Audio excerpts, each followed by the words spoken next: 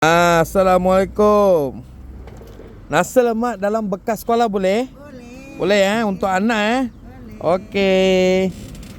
Akak letak telur dengan telur mata je. Ikan bilis kacang semua tak nak. Sambal boleh letak sikit je kah? Nasib lah akak buka kedai. So, kedai buka tutup semua sama? Sama.